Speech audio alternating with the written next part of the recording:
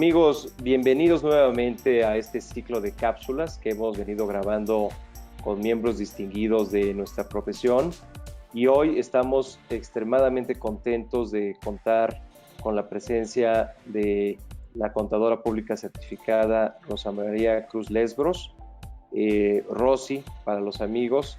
Rosy, pues nosotros tenemos el privilegio de contar con su participación en la Vicepresidencia de Asuntos Internacionales, muy ligada al tema de contabilidad gubernamental, y Rosy también es presidenta del Consejo Consultivo del Colegio de Contadores Públicos de México.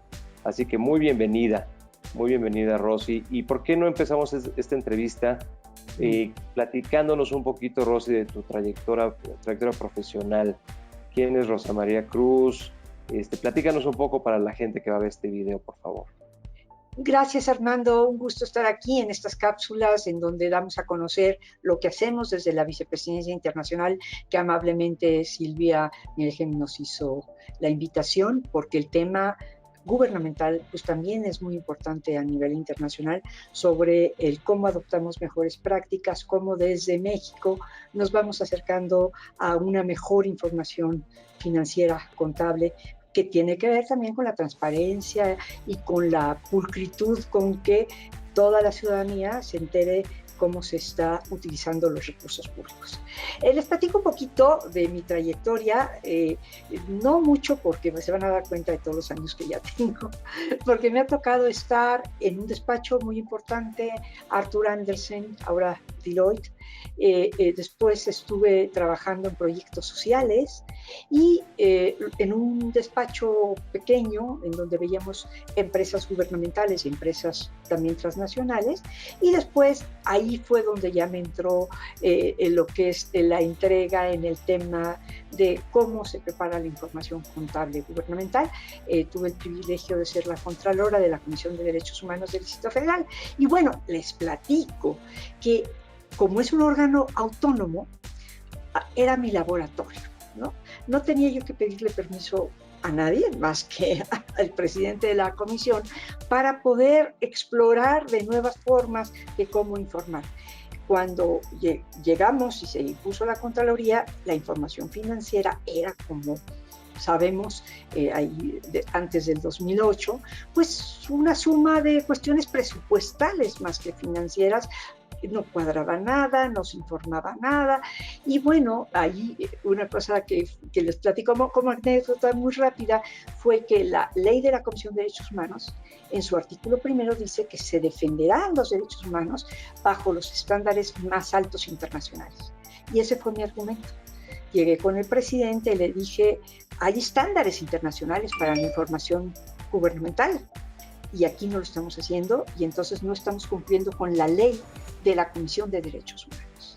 Y entonces tenemos que adoptar prácticas internacionales, y entonces desde los 2002, 6 años antes de la Ley General de Contabilidad Gubernamental, los estados financieros de la Comisión de Derechos Humanos tenían la práctica de normas internacionales para el sector público.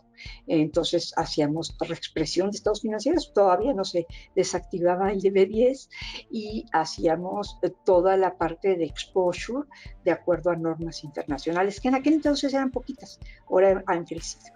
Entonces de ahí como mi interés por cómo realmente hacer que el derecho a la información tenía que ver con el derecho a la información financiera, que toda la ciudadanía tiene la obligación de conocer, la obligación de exigir y el derecho de tener acceso a ella.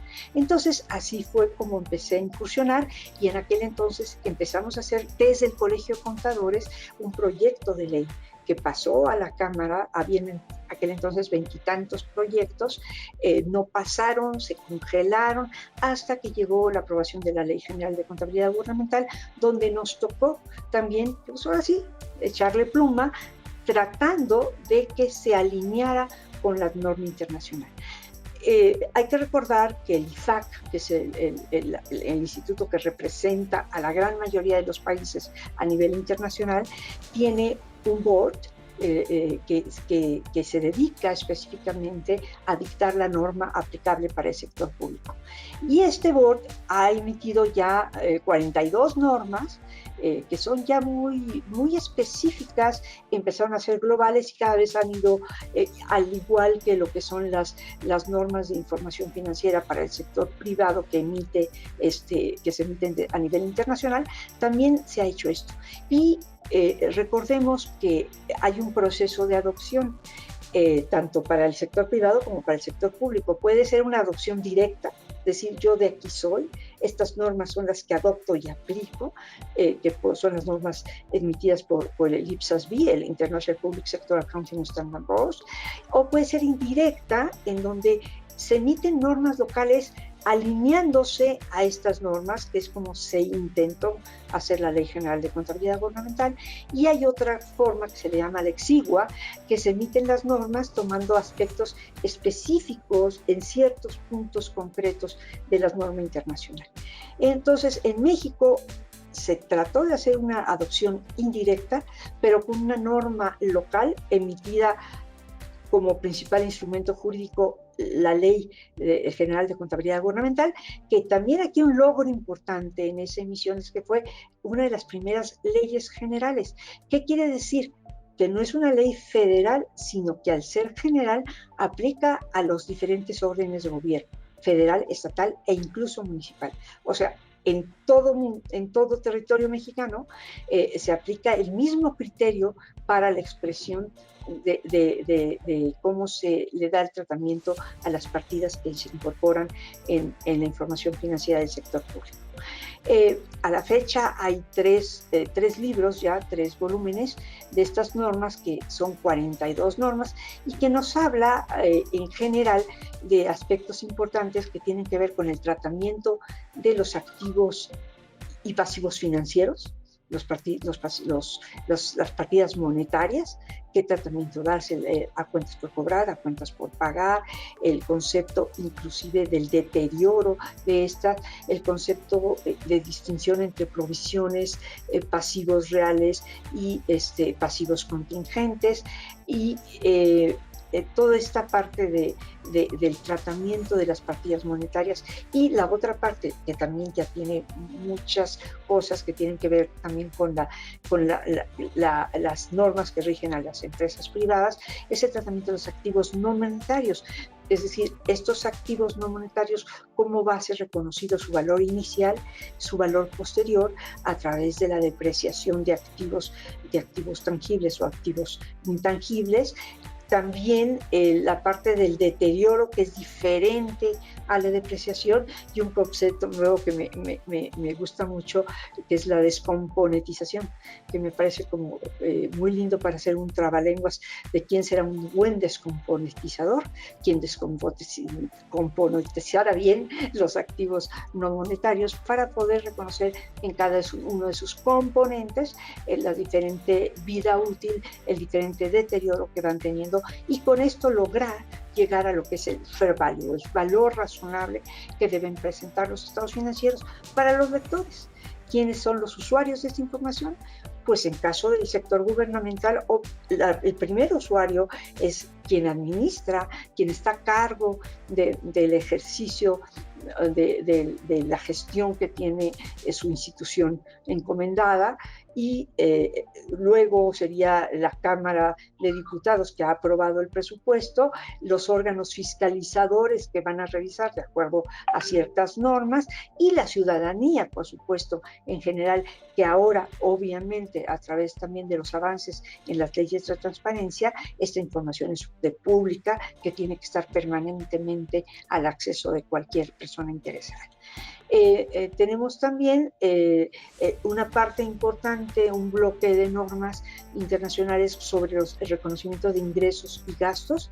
Sobre los ingresos en el sector público hay una diferenciación muy importante entre lo que son los ingresos que reciben una contraprestación y los ingresos que no tienen contraprestación. Es decir, el Estado como tal puede recibir ingresos del servicio que presta, porque puede ser inclusive una empresa paraestatal o una empresa productiva del Estado, o los ingresos que no reciben una contraprestación, que son los ingresos tributarios. O sea, yo cuando pago mi impuesto sobre la renta, de manera directa no recibo una contraprestación del Estado.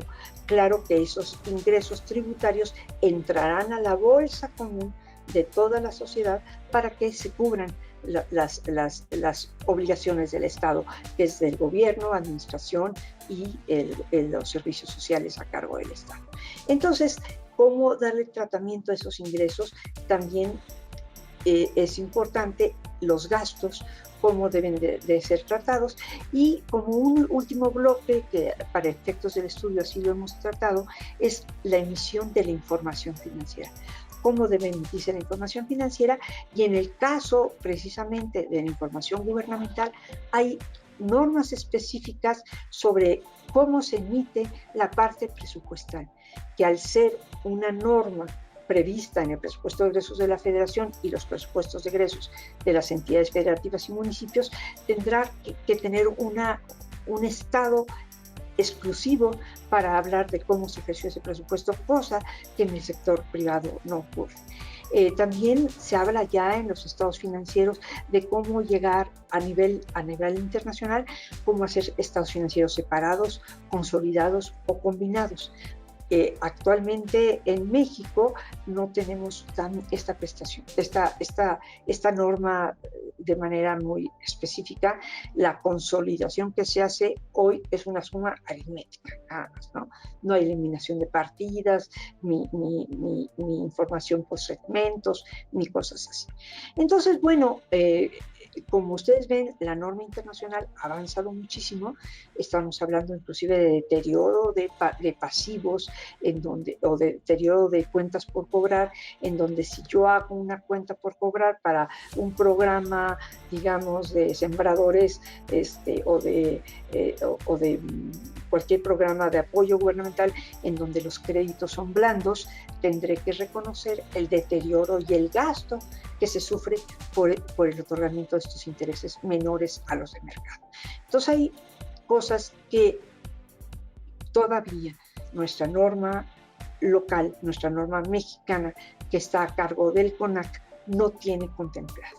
Todavía nos falta un largo trecho por recorrer para que inclusive la norma de la Ley General de Contabilidad Gubernamental y lo correspondiente emitido por el CONAC, que es el Consejo Nacional Emisor de Norma, se aplique a los tres órdenes de gobierno a nivel municipal. Falta mucho todavía por hacer, y falta también mucho por acercarnos a los paradigmas internacionales. Básicamente, estas normas que ha emitido el CONAC están contempladas en el marco conceptual, que nos dice cómo creemos. Ahí creo que se alinea bastante en el marco conceptual, pero a la hora de los hechos, ya en los postulados básicos y en el registro de valoración de patrimonio que se emitió desde diciembre de 2011, falta todavía este detalle. Habla en general del fair value, habla en general de que se adoptarán normas internacionales de manera supletoria cuando nuestra norma mexicana no lo contemple, pero quien está a cargo principalmente de toda la federación, que es la Secretaría de Hacienda, a través de la Unidad de Contabilidad Gubernamental, ha emitido oficios en donde relaja la norma y permite no hacerlo con la probidad con la que se necesita, hablando de depreciación, hablando de registro de pasivos contingentes o de reservas. Eso todavía no está incorporado